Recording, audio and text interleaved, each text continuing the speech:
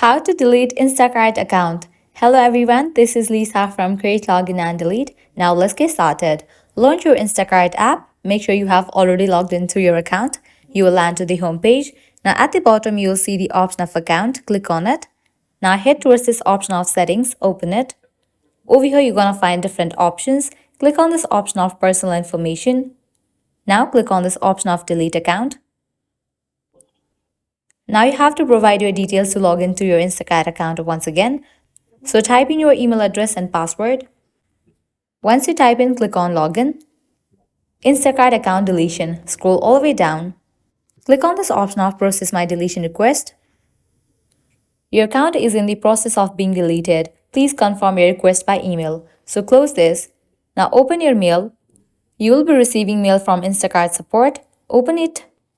Over here, you'll see this option of confirm email. Click on it.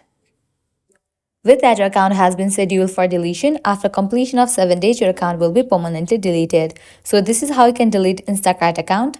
At the end, if you guys find this video helpful, don't forget to like, share and subscribe to our channel. Thank you.